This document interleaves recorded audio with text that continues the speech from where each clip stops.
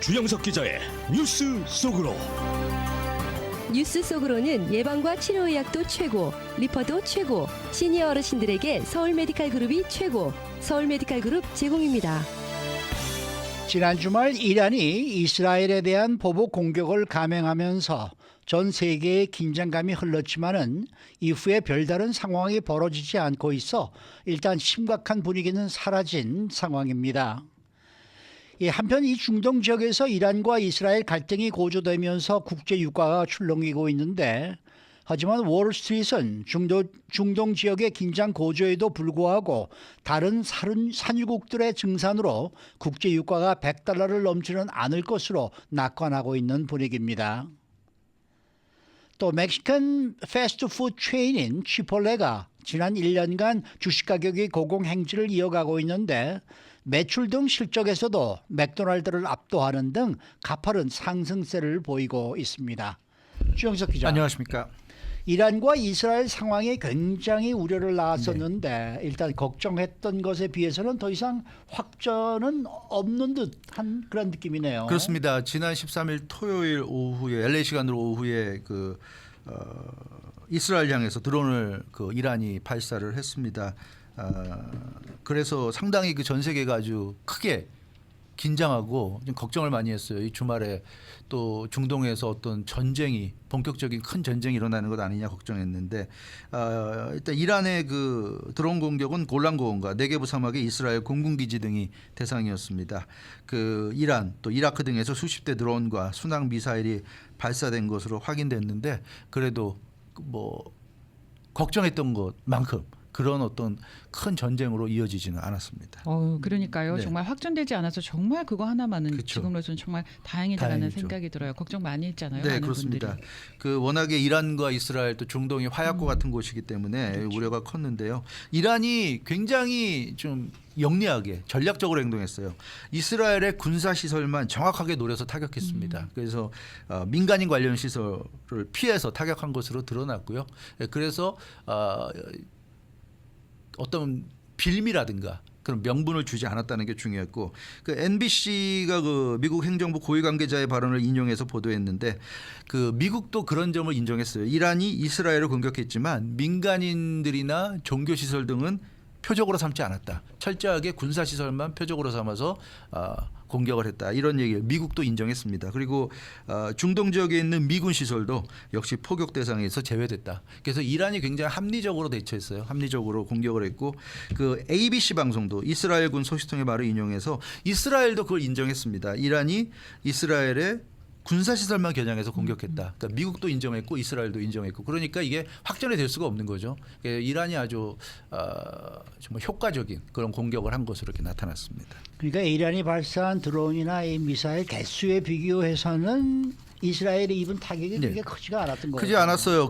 이란이 한 400개에서 500개 정도의 드론을 발사한 것으로 지금 알려지고 있는데, 대부분의 드론이 이란에서 직접 발사한 겁니다. 근데 일부는 시리아, 이라크, 레바논 남부 등에서 발사한 드론인 것으로 이렇게 나타났습니다. 아시다시피 이란이 이스라엘을 공격한 이유가 있죠. 이스라엘이 이란의 영사관을 먼저 공격했어요. 그래서 지금 이란의 보복은 정당한 것으로 좀 간주가 되고 있고요. 국제사회에서 누구도 이란을 비난하지 않았습니다. 이번에 미국조차도 이란을 비난하지 않았어요. 이거는 미국이 다 이렇게 영사관을 습격당했다 그러면 당연히 이건 보복하는 그럼요. 거고요. 그래서 영사관은 자국 땅이나 마찬가지죠. 그래서 이란의 굉장히 정당한 공격인 것으로 다들 평가를 했고, 더군다나 이란이 또 민간인 시설이나 종교 시설이나 논란이 될 만한 시설은 다 피했단 말이에요. 그러니까 할 말이 없는 거죠. 그래서 미국조차 이번 이란의 이스라엘에 대한 보복에는 한마디의 어떤 비난도 하지 못했습니다. 그럴 만큼 이란이 아주 깔끔하게 이번에 일처리를 했던 것으로 이렇게 보여집니다. 이런 일련의 일들이 점점 벌어지면서 이스라엘이 국제사회에서 이제 외톨이가 되는 왕따로 이렇게 전락되는 그런 분위기예요. 그런 분위기예요. 점점 이스라엘이 지금 몰리고 있는데, 왕따라는 게 크게 보면 두 가지입니다. 힘이 약한 누군가를 그 외 절대 다수가 괴롭히는 게 있고, 문제가 많은 누군가를 피하다 보니까, 상대하지 않다 보니까 왕따가 되는데, 이스라엘은 문제가 많은 그런 어떤 존재라고 할 수가 있는 거죠. 그래서 결국 국제사회에서 다들 피하고 상대하기 싫어하는 이제 그런 국가가 되고 있고, 이란을 보면 이란이 이번에 이스라엘에 대해서 사실 명분만 챙겼다는 걸 알 수 있는 게, 위치상 이란의 위치와 이스라엘의 위치를 보면 이게 인접 국가가 아니에요. 이란과 이스라엘 사이에는 시리아, 이라크 등이 중간에 존재합니다. 근데 앞서 말씀드린 대로 400개, 500개의 드론을 날렸다고 하지만 대부분이 이란에서 발사했어요. 그러니까 이란에서 발사한 드론이 중간에 있는 이라크, 시리아를 거쳐서 이스라엘까지 날아가기 때문에 이스라엘이 모를 수가 없어요. 그러니까 처음부터 이란은 영사관을 공격당했기 때문에 이 명분상 이거는 그 공격을 할 수밖에 없고 또 이란 국민의 정서도 있으니까 공격을 할 수밖에 없는데 그렇다고 해서 이스라엘을 많은 또 뭐 피해를 주고 희생을 안기고 그런 것보다도 자기들도 피해를 당한 만큼 공격을 한다는 그런 명분에 충실했던 것으로 보여집니다. 그래서 이스라엘도 이렇게 드론 공격을 받았지만 400개, 500개 받았지만 대부분 다 날라온다는 걸 알 수 있을 정도의 시간적 여유가 있었기 때문에 이스라엘도 이렇게 큰 피해를 당하지는 않았습니다. 그나마 그것도 다 군사시설이었고요. 예, 그래서 이란의 이번 공격은 아무 문제가 없는 정당한 보복 공격인 것으로 평가가 되고 있고 이스라엘 같은 경우는 지금 그래서 이란의 보복 공격받고 재보복을 천명했지만 지금 하지 않고 있어요. 이것도 어떻게 보면 그냥 말로만 그렇게 하는 것 같아요. 본인들도 알죠. 본인들이 먼저 이란의 영사관을 공격해서 이란이 정당하게 지금 보복한 건데 그걸 또다시 보복할 이유도 없고 근거도 없어요. 그러니까 이스라엘도 말로만. 근데 어찌됐건 이란한테 당하고 가만히 있으면 좀 그러니까 말로만 이렇게 좀 하는 것이 아닌가 이렇게 보여지고 실제로 네타냐후가 조 바이든 대통령에게 이런 얘기했을 때 조 바이든 대통령이 확고하게 노라고 했다고 그러죠. 너희들이 만약에 이란을 또 공격한다면 우린 절대로 너희들 지원 안 하겠다 이런 얘기를 했고 그래서 베냐민 네타냐후 총리도 미국의 지원 없이 이란과 1대1로 싸우긴 너무 부담스럽기 때문에 결국 재보복을 포기했다 뭐 이런 지금 내용이 뉴욕타임즈 지금 보도로 나왔습니다. 그래서 지금 미국조차도 이스라엘을 적극적으로 지지하는 미국조차도 그 이스라엘의 재보복을 도저히 이걸 용납할 수 없을 만큼 명분도 없고 이건 뭐 누가 봐도 이스라엘에 좀 문제가 있는 그런 상황이기 때문에 지금 상황은 어찌됐건 이스라엘의 국제적인 그런 어떤 위치 지위가 점점 안 좋아지고 있는데 그나마 다행인 건 이스라엘이 말만 이렇게 하지 재보복을 행동에 옮기진 않았다는 거 아마도 이 정도 선에서 왜냐하면 이란이 워낙 신사적으로 정말 그 문제를 일으키지 않기 위해서 깔끔하게 일처리를 해줬기 때문에 여기서 멈추지 않을까 그런 생각이 듭니다. 여기서 더 한다면 모든 국가들이 전 세계가 다 아마 이스라엘을 비난할 거예요. 이란은 정말 최선의 모습을 보여줬다. 이걸 그 확전시키지 않기 위해서 그런 상황에서 이스라엘이 또 이란을 공격한다 그러면 정말 이스라엘은 지구상에 설 자리가 없지 않겠는가. 그렇게까지 문제를 일으킨다 그런다면 그래서 아마 더 이상은 이란과의 갈등은 없지 않을까 그런 생각을 좀 해봅니다. 근데 이제 문제는 국제 유가가 흔들리고 그렇죠. 있다는 거예요. 그렇죠. 네, 맞습니다.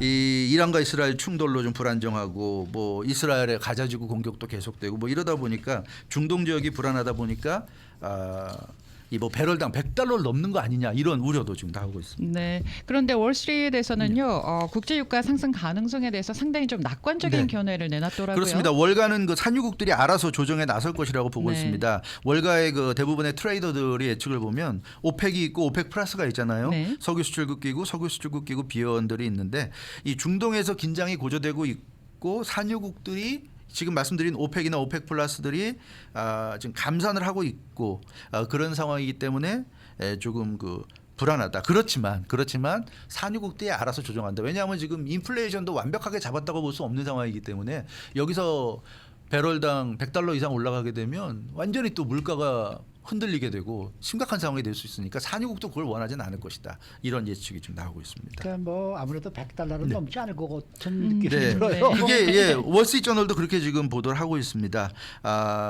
오펙이나 오펙 플러스가 지금 감산을 하고 있는데 월스트리트저널이 $100 넘지 않을 것이라고 보는 것은 오펙 플러스가 아닌 산유국들 생산 능력이 최대 변수인데 기존의 오펙 플러스가 아닌 산유국들 미국이나 브라질 같은 산유국들이 증산을 해서 오펙이나 오펙 플러스가 감산하는 해서 부족한 부분을 미국이나 브라질이 메꿔줄 것이다. 이런 예측입니다. 그러면은 산유국 가운데서 미국의 역할이 좀 가장 크다고 할 수 있겠네요. 그럴 수밖에 없어요. 가장 큽니다. 네. 그러니까 그 미국이 이스라엘에 대해서 그 이란에 대한 재보복하지 않을 것을 촉구했잖아요. 네. 막았잖아요. 그것도 어찌됐건 그 국제 유가를 안정시키는데 크게 기여를 했고 또 이 미국이 이스라엘의 대응을 막으면서 이스라엘의 재보복이 사라지니까 당장 지난 일요일 브렌트유 가격이 배럴당 90.10달러 그래서 0.4%가 떨어졌습니다. 그래서 올라갈 줄 알았는데 오히려 떨어졌어요. 그만큼 미국의 역할이 컸고 또 사우디가 지금 가장 대표적인 산유국이자 오펙의 그 수장인데 지난해 이란과 국교를 회복했습니다. 수니파의 대장인 사우디와 시아파 맹주인 이란이 지금 현재 좋은 관계를 유지하고 있고 이스라엘을 상대로도 사우디는 그 미국을 매개로 해서 나쁘지 않은 관계를 유지하고 있어요. 그래서 사우디도 지금 나서가지고 이란과 이스라엘에게 그만들 해라. 더 이상 확대하지 말고 이쯤에서 적당히 하자. 이렇게 지금 마무리를 중간에서 역할을 하고 있는 거죠. 그렇기 때문에 지금 상황에서 배럴당 100달러까지 가는 거는 산유국들에게도 부담이 되기 때문에 90달러 정도에서 멈추지 않을까 그런 생각이고 또 사우디 같은 경우도 필요하다면 증산에 나설 수도 있다. 지금은 감산하고 있지만 만약에 필요하다면 증산에 나설 수도 있을 것으로 보여지기 때문에 뭐 국제 유가가 100달러 넘어서 막 팍팍 올라가고 이런 걱정은 안 해도 된다 하는 것이 월스트리트저널의 지금 분석이라고 할 수 있겠습니다. 자 이번에는 치폴레 소식인데 요즘 치폴레 분위기가 상당히 좋다 그래. 상당히 좋습니다. 치폴레는 뭐 아시겠지만 멕시칸 패스트푸드 체인인데요. 지난 1년여 기간 동안 주가가 고공행진 거듭하면서 2006년에 상장했는데 뉴욕 증시의 그 치폴레가 상장 이후 역대 최고치 기록을 지금 세웠습니다. 지난 1년간 주가 상승률이 65.44%로 가파른 상승세를 보였고 이게 얼마나 대단한 거냐면 같은 기간 S&P 500 지수 상승률이 21.93%니까 S&P 500의 평균 상승률의 3배에 달하는 그런 그 주가 상승을 보였습니다. 아니 주가가 왜 이렇게 오르는 거예요? 왜 이렇게 좋은 거예요? 그러니까 이게 치폴레 같은 경우는 충분한 이유가 있는데 예. 일단 주식 분할과 실적 호조 두 가지의 호재가 맞물리면서 상승세 보였는데 한 달 전이었죠. 3월 19일 이사회가 그러니까 치폴레 이사회가 주식 분할을 계획을 승인했습니다.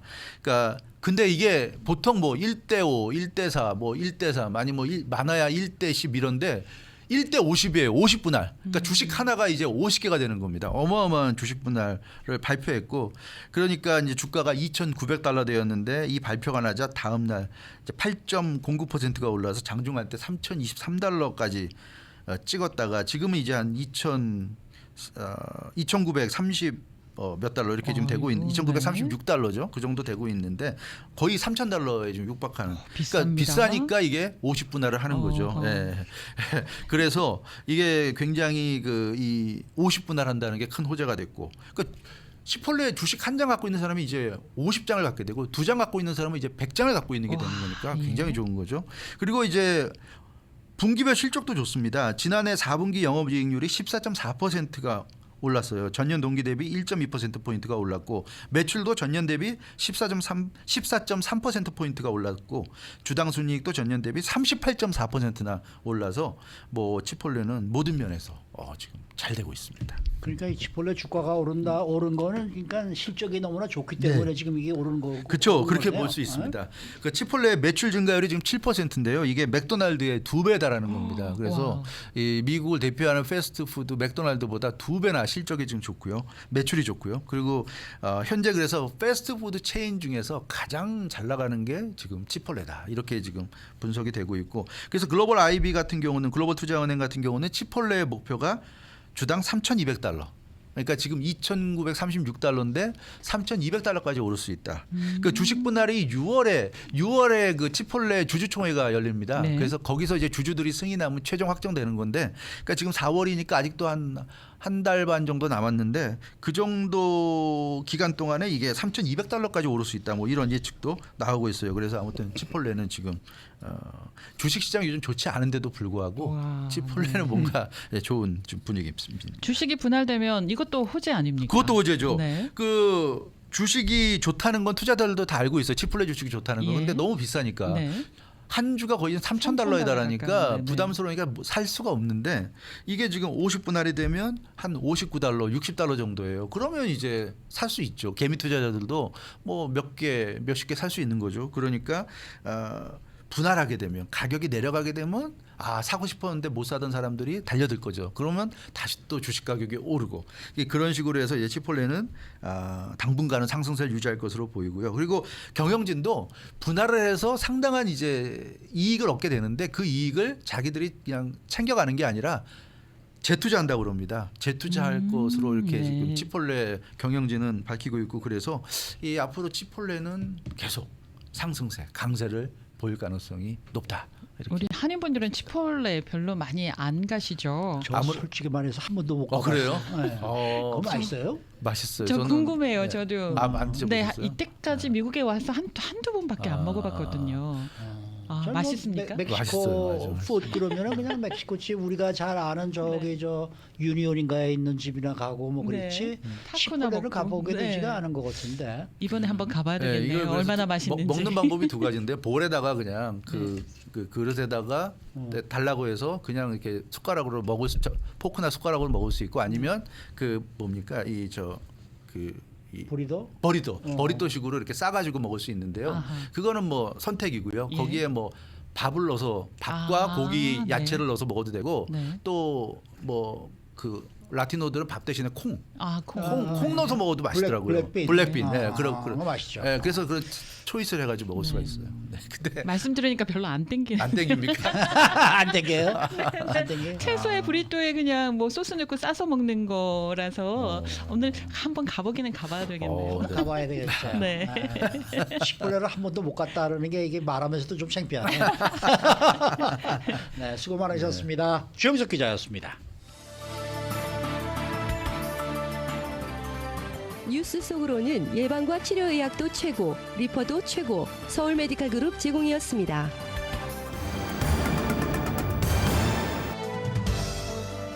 박현경 기자의 인사이드 아메리카. 네, 연일 연고점을 높이던 원달러 환율이 오늘 이 장중 1,400원 선까지 올라섰습니다. 유학생들은 걱정이 커지고 있고 한국을 여행하는 한인들과 일부 기업들은 또 반대로 반가워하고 있다는 소식입니다. LA시가 노숙자 캠프 철거와 관련된 기록을 조작한 것으로 드러났습니다. 노숙자 텐트를 철거하면서 노숙자들의 재산을 불법적으로 압수하고 파괴했다라는 주장에 대한 LA시의 변호를 뒷받침하기 위해서 증거를 조작했다는 사실이 법정에서 밝혀졌는데요. 박현경 기자. 네, 안녕하십니까. 우선 원달러 환율이 1,400원 선까지 올라섰네요. 네, 최근 심상치 않게 오르던 원달러 환율이 1,400원을 터치했다가 1,400원 밑으로 조금 내려가면서 거래를 마쳤습니다. 한국 시간 오늘 서울 외환시장에서 미 달러 대비 원화 환율 그 전날보다 10.5원이 오른 1,394원 4.5원에 거래를 마쳤습니다. 환율은 1,389.9원에 개장을 했는데요. 한국 시간 오전 11시 30분쯤, LA 시간 어제 저녁 7시 30분쯤 1,400원을 찍었습니다. 장중 1,400원대에 들어선 건 2022년 11월 7일, 당시 1,413.5원이었는데 그 이후 약 17개월 만입니다. 네, 이렇게 달러에 대한 원화 환율이 이렇게 오른 배경은 뭔가요? 연방준비제도의 금리 인하 기대가 후퇴하면서 이제 달러가 강세를 나타냈고요. 이런 가운데 중동의 지정학적 위험 고조로 위험 회피가 심리가 확산한 영향으로 분석됐습니다. 그렇게 외환 당국이 구두 개입에 나서고 나서 환율 상승폭은 축소됐는데요. 하지만 시장에선 당분간 변동성이 확대될 수 있는 만큼 환율 상단을 1,450원대까지 열어둬야 한다는 그런 분석이 나오고 있습니다. 이렇게 원달러 환율이 높아지니까 이제 유학생들이야 이제 완전히 정말 울상이죠. 그렇습니다. 유학생들은 환율에 특히 민감할 수밖에 없는데요. 유학생들의 생활비는 물론 이 등록비 부담이 커졌다면서 걱정이 이만저만이 아니더라고요. 한국의 유학생 자녀를 둔 한 가정의 부담이 많이 커졌는데 한국에서 미국에 있는 딸에게 생활비를 보낸다는 한 부모는 작년 말엔 렌트비 포함해서 생활비로 매달 200만 원을 이제 달러로 바꿔 송금을 했다고 합니다. 그런데 최근엔 물가까지 상승해서 여러 가지로 해서 250만 원으로 늘려서 보내고 있다고 합니다. 그런데 원화값 더 빠질까봐 하루에도 지금 몇 차례씩 환율을 검색하고 있다고 했습니다. 그리고 그런 부모 마음을 아는 유학생들도 허리띠를 졸라매는 모습인데요. 캘리포니아주에서 공부하는 한 20대 유학생 한이는 올해 들어서 한국에서 100만 원씩 더 보내는 것으로 알고 있다면서 네. 부모의 부담을 조금이라도 덜어드리기 위해서 안정적인 생활비 마련을 위해 일자리를 찾고 있다고 말했습니다. 네. 반면에 이런 달러에 대한 원화 환율을 반기는 한인들도 있지 않습니까? 네, 한국에 여행 가는 한인들 네. 반가워하고 있습니다. 그리고 한국에서 또 온라인 쇼핑 요즘 많이 하시는데 그런 한인들도 원달러 환율 지금 도움을 받고 있고요. 일부 기업들도 마찬가지입니다. 미국에 사업장을 둔 한국 식품 기업들 주가가 이틀째 강세를 보였다고 합니다. 네. 이 환율 상승에 따른 환차의 기대감이 작용한 것으로 보입니다. 네. 자, 다음 소식입니다. LA시 공무원들이 노숙자 캠프 철거와 관련해서 기록과 증거를 조작한 것으로 드러났다는 소식이 오늘 들어와 있네요. 그렇습니다. 이 연방 판사는 LA시 공무원들이 노숙자들의 재산을 불법적으로 압수하고 파괴했다는 주장에 대한 시정부 변호를 뒷받침하기 위해서 증거를 조작했다고 밝혔습니다. 오늘 LA 타임스가 보도한 내용인데요. 이 보도를 보면 데일레스 피셔 연방 판사는 LA시가 원고의 클레임과 관련한 문서를 변경, 수정, 생성했을 뿐만 아니라 요청한 서류를 합법적으로 제출하지 못했다고 전했습니다. 그러면서 LA시의 신뢰성이 완전하게 깨져버렸다고 밝혔습니다. 네, 그러면 어떤 식으로 증거를 조작한 건가요? 이 법원 서류에 따르면 이 철거 중에 취해진 기록 그리고 압수에 대한 법적 승인 기록은 철거가 있고 나서 최대 2년이 지난 후에 변경되거나 새로 만들어졌고요. 네. 어떤 경우에 이제 원고에게 넘겨지기 불과 며칠 전에 그렇게 또 조작이 됐던 것으로 나타났습니다. 일부 기록에선 피셔 판사가 이 부피가 큰 대형 품목 압류를 금지하는 시 조례를 위헌으로 판결하고 나서 대형 품목이라고 원래는 적혀 있었던 게 다른 말로 바뀌었습니다. 건강에 해로운 또는 오염된 물건이다. 이렇게 바뀐 겁니다. 이거 이런 조작이 아주 광범위하게 일어났었다면서요? 네, LA시는 원본 마이크로소프트 워드 인쇄물을 PDF로 변환해서 문서 요청에 답변을 했는데요. 근데 이 원본과 PDF를 비교해 보니까 일부 문서에선 100개 이상 수정이 있었던 게 이번에 발견됐습니다. 앞서 말씀드린 대로 이제 부피가 큰 대형 품목이 다른 걸로 바뀌었는데 그중 하나가 ADA 위반으로 바뀌었습니다. 그러니까 미 장애인법을 위반했다고 이제 바꿔서 조작을 한 것이었고요. 그리고 또 노숙자 텐트촌에 남겨진 물건들 이건 오염돼서 버려진 물건 이런 식으로 수정됐습니다. 그러면 이에 대해서 LA시는 어떤 입장인가요? LA시 검찰 공보관은 해당 사건에 대해서 입장 밝히기를 거부했습니다. 네.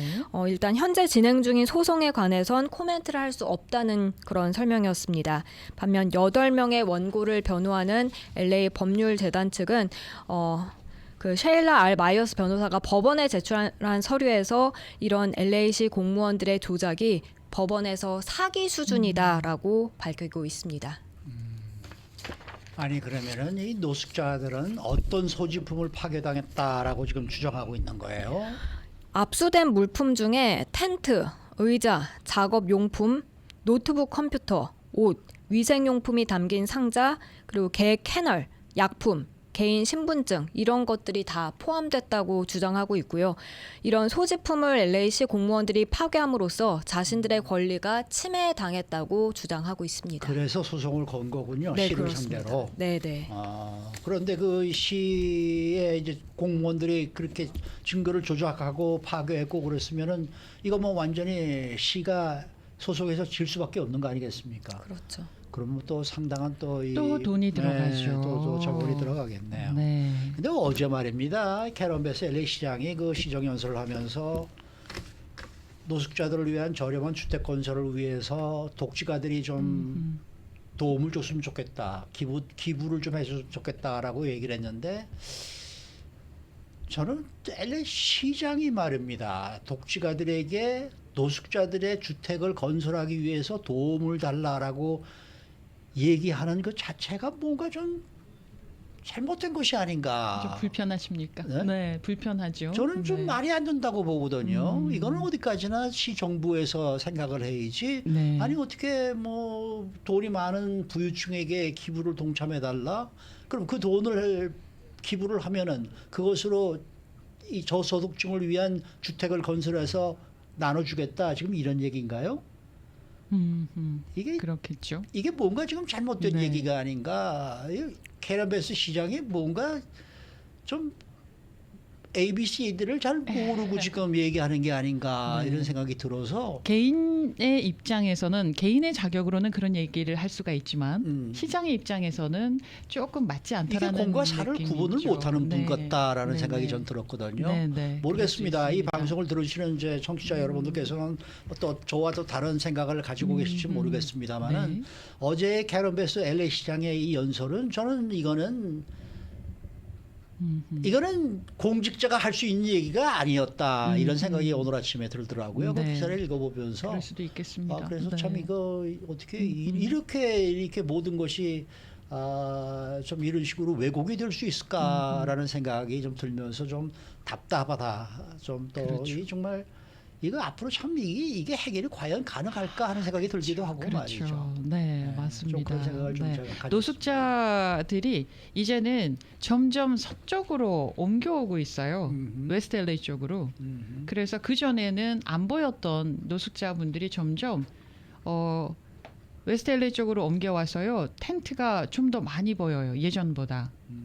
그러니까 이쪽에서 해체가 되면 다른 쪽으로 또 옮겨와서 또 텐트를 짓고 이렇게 하는 것 같아서 근본적인 해결은 안 되고 있는 건가라는 생각이 들어서 더 속이 상하고 답답하고요.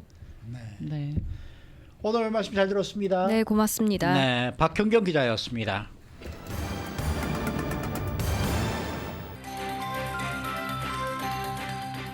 데일리 브리핑.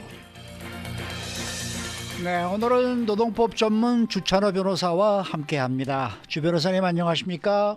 네, 안녕하십니까. 네. 자, 이거 캘리포니아주 노동법에 따라서 비면제 직원은 5시간 이상 업무를 할 때 최소 30분 동안의 식사 시간을 받을 자격이 있습니다. 그런데 이 식사 시간이 제대로 제공이 되지 않으면서 고용주들이 집단 소송에 휘말리고 있는데 이 아직도 식사 시간을 제대로 지키지 못하는 회사들이 그렇게 많습니까? 네, 생각보다 많습니다. 식사 시간을 주어야 하고 그 다음에 그 시간에 임금을 지불할 필요가 없다는 것은 모두가 커먼 센스로 알고 있는 룰이고요. 점심 시간도 타임 카드로 클락 인 앤 클락 아웃을 해야 된다는 거 다 알고 계십니다. 그렇게 봤을 때 상당히 간단한 절차인데 왜 이렇게 집단 소송이 많은가 하는 이유를 보게 되면 주로 시간을 못 지키는 경우가 되겠습니다.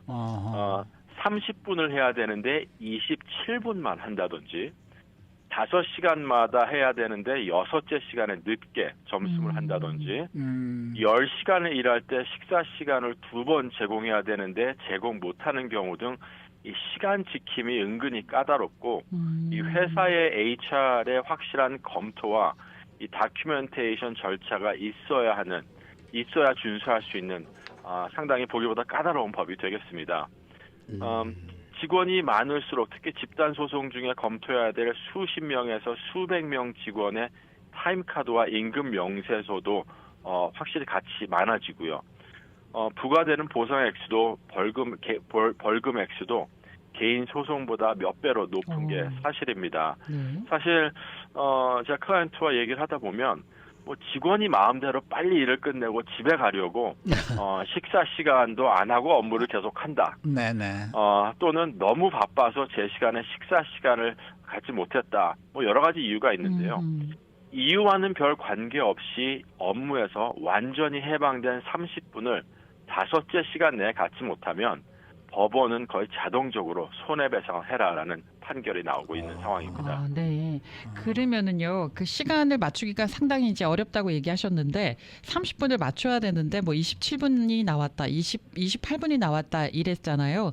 그러면은 나머지 2분 또는 3분 채워지지 않은 그 시간을 뭐 한 주일이면 한 주일 계산을 해서 그 채워지지 않은 시간에 대해서 그걸 돈으로 보상을 하면은 괜찮습니까? 네, 일단 30분이 완벽하게 제공되지 못했다면 네. 다시 말해서 짧은 점심 시간이라면 그건 노동법 위반이 되겠고요. 그런 상황에서의 벌금은 1시간어치 임금이 되겠습니다. 1시간의 임금. 아이고 네. 그렇군요. 근데 일을 하다 보면 어떻게 그 시간을 정확하게 지킬 수가 있을까요? 힘듭니다. 그래서 네. 30분이라는 시간이 최소한인데 어떠한 손님들을 보게 되면 35분을 제공을 합니다. 그래서 2분 적게 33분을 하더라도 법이 요구하는 최소한 30분은 넘기 때문에 위반 사항은 없어지게 되는 거죠. 그러면 아예 점심시간을 뭐 35분, 40분 이렇게 주면 오히려 괜찮은 거네요. 네, 어느 정도의 쿠션을 주게 되면 사실 굉장히 도움이 될 수가 있겠습니다. 네. 네. 자, 그럼 말입니다. 늦어도 네. 근무 시간 5째 시간이 끝나기 전에 식사 시간을 제공해야 된다고 하셨잖아요. 네. 그러면은 직원의 업무가 오전 8시에 시작이 되면은 식사 시간이 언제까지 제공이 돼야 되는 거예요? 네, 이렇게 손으로 계산을 해보시면 12시 59분 전에는 예. 식사 시간이 제공이 돼야 됩니다. 1시나 8시에 근무를 시작했는데 1시나 1시가 넘어서 식사를 하게 되면 네. 늦은 식사 시간, 레이트 밀이 되겠고요. 아주 명백한 위반 사항 중에 하나가 되겠습니다. 10시간 이상 근무하는 직원에게는 두 번째 30분 식사 시간이 주어져야 되고요. 고용주는 늦어도 10시간 근무가 끝나기 전에 이 두 번째 세컨드 밀 브레이크를 제공을 해야 됩니다. 물론 5시간 이하 근무하는 직원들에게는 식사 시간이 제공될 필요가 없겠고요. 많은 분들이 이 식사 시간과 휴식 시간을 잠깐 혼동하실 때가 있습니다. 예. 직원이 매 4시간마다 10분의 휴식 시간은 별도로 독립적으로 제공을 하셔야 되고요. 8시간 일을 하게 되면 이제 두 번의 10분 휴식 시간이 제공이 되겠습니다. 3시간 30분 미만 근무하는 직원에게는 휴식 시간을 주셔야 될 의무가 없겠습니다. 휴식 시간 역시 연속적으로 10분 동안 중단이 없이 스탑됨이 없이 이루어져야 되겠고요. 휴식 시간 동안 직원은 모든 업무에서 사실 해방이 돼야 됩니다. 그리고 고용주는 이 적절한 휴식 시간을 제공을 해야 되겠고요. 식사 시간과는 달리 휴식 시간은 페이가 되는 유급 휴식 시간이 되겠습니다. 그러면은 화장실 가는 시간은요, 이 휴식 시간에 포함되는 겁니까? 이건 따로 뭐 하는 겁니까? 네, 통상적으로 화장실 가는 거는 휴식 시간으로 보지 않고 있습니다. 그러면요, 업주 입장에서 네. 한 30분마다 한 번씩 화장실에 간다거나 그거 그렇게 그렇게 이용하는 분들도 계실 듯 합니다. 이런 경우는 네. 다 흡연하는 직원들은 맞아요. 또 왜 30분마다 나가서 담배 피는 직원들도 있을 거 아니에요. 맞아요. 그런 경우는 어떻게 해야 되나요? 네, 이 흡연이 항상 문제의 대상이 되는데요. 네. 화장실 가는 거는 어쩔 수 없이 이 권한 안에서 허락을 해야 되는 시간이고요. 이 담배 피고 흡연하는 거는 좀 다른 문제입니다. 흡연하는 거는 휴식 시간으로 간주가 될 수 있기 때문에 사실 너무나 많은 흡연을 한다거나 아니면 많은 시간이 거기에 소비가 된다면 회사 차원에서 징계를 할 수 있는 부분이 되겠습니다. 그러면요, 다시 화장실 사용으로 넘어가서요. 이걸 네. 악용하는 직원들이 눈에 많이 보인단 말입니다. 이런 경우는 뭐 어떻게 해결할 수 있을까요? 예, 굉장히 좀 조심스러운 부분입니다. 네. 사실 화장실 가는 게 어떠한 몸에 이 연관이 될 수가 있고 그다음에 그러니까요. 많은 직원들이 네. 뭐 몸이 안 좋다, 속이 불편하다라는 이유를 댈 수가 있기 때문에 네. 이게 뭐 상습적으로 매일 일어나지 않는 한 네. 어느 정도는 좀 그렇죠. 누군가 디스크레션을 주시는 네. 게 저는 맞다고 생각합니다. 네. 아니 그러니까 5시간 업무를 시작한 지 5시간 내에 아무 때라도 이 식사 시간을 줄 수가 있는 겁니까? 네, 언제라도 가능합니다. 뭐 1시간 뒤에도 가능하겠고요. 4시간 뒤에도 가능합니다. 그러면은 보통 회사들이 왜 8시에도 시작을 하지만은 9시에 시작하는 회사들도 꽤 많단 말이에요. 그렇습니다. 그러면 점심시간이 이제 보통 12시다 그러면은 3시간 만에 가는 건데 그것도 네. 이제 그거는 이제 뭐 일찌감치 간다고 해서 아무런 문제는 안 되는 거군요. 그러니까. 네, 굉장히 당연히 합법적인 부분입니다. 그러면은 식사 시간은 30분이기 때문에 12시 30분까지는 들어와야 된다는 얘기네요. 물론입니다. 아. 네. 그래서 또 근데 우리가 네. 보통 항상 식사 시간 그러면 한 1시간 한 정도 시간요. 생각하고 그러지 않았어요? 그거 여쭤보려고 그랬어요. 어. 우리는 보통 1시간 생각하거든요. 근데 30분만 주는 데가 많은가 봐요. 예, 통상적으로 이제 사무직은 예. 또 셀러를 받는 직원들에게는 1시간이 주어지는 경우가 많은데요. 예. 시급적인 직원을 봤을 때 그럴 경우에는 최소한 법이 요구하는 30분만 제공하는 회사도 상당히 아, 많습니다. 그렇군요. 그렇군요. 네. 근데 만일 말입니다. 직원이 나는 식사 시간 필요 없어. 나는 계속 일하겠어라고 이렇게 우길 경우에는 어떻게 됩니까? 네, 굉장히 애매모호한 상황입니다. 한인 업주들이 베푸는 입장에서 허락을 해주고 그럼 그렇게 하라고 얘기할 수는 있겠지만 네. 사실 법이 정해놓은 시간을 직원 마음대로 하거나 안 하고 할 수는 없습니다. 그래서 사실 그런 경우에는 노를 하시는 게 맞는 거고요. 노라고 얘기를 해야 된다. 네, 회사의 사규나 회칙이 있기 때문에 그 노동법이 있기 때문에 반드시 지켜야 되고 문제는 직원이 이렇게 마음대로 일을 하겠다고 우길 수가 있겠지만 나중에 분쟁이 생기면 결국 모든 책임이 회사에게로 돌아오기 때문에 굉장히 민감한 부분이 되겠습니다. 하지만 직원과 고용주가 서로 동의를 해서 식사 시간을 포기할 수는 있습니다. 동의해서. 예, meal break waiver라고 하는데요. 예. 6시간 이하로 근무하는 직원, 6-hour meal break waiver 포기를 할 수가 있겠습니다.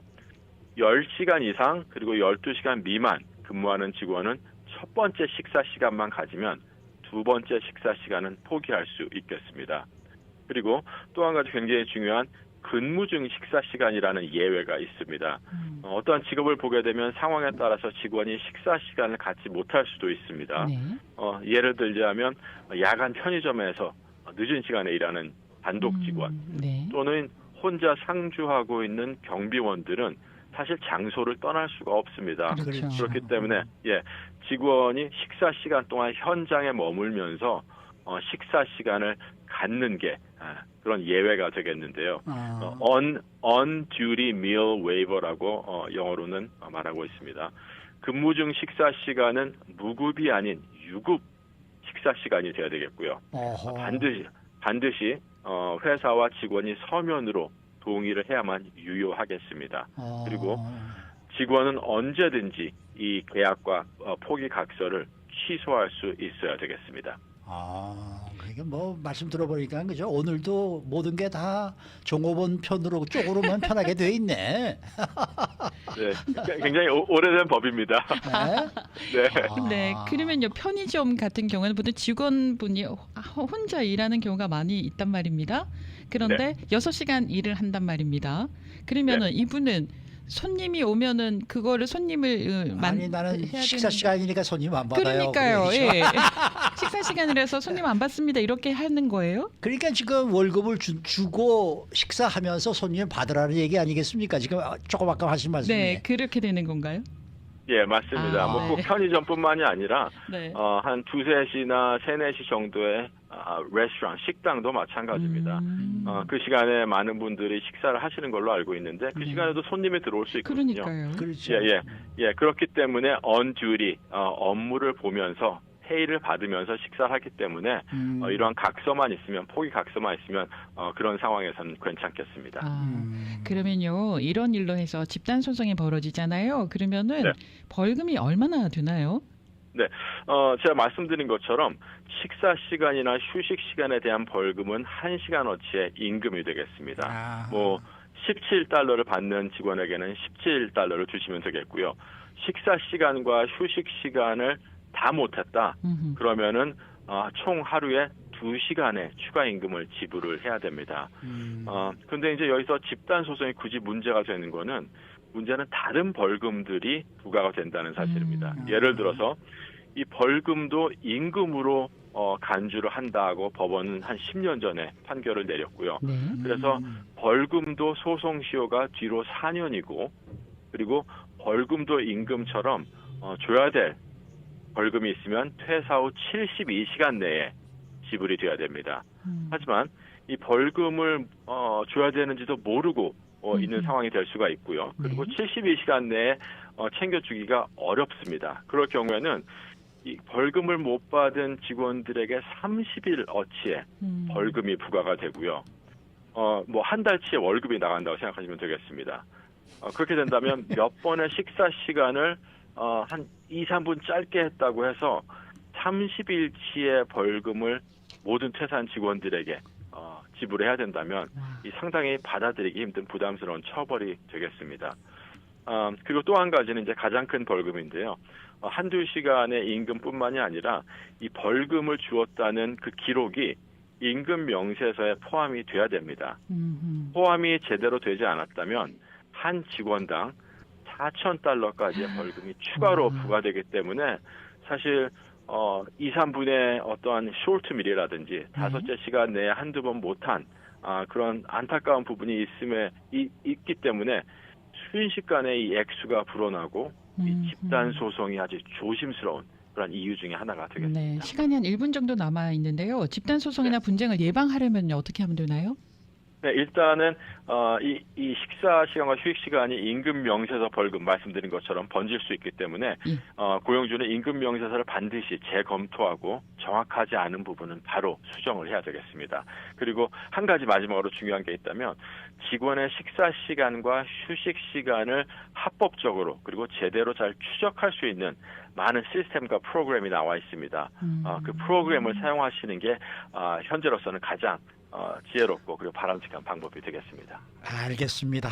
오늘 말씀 잘 들었습니다. 네, 감사합니다. 네, 지금까지 노동법 전문 주찬호 변호사 함께했습니다.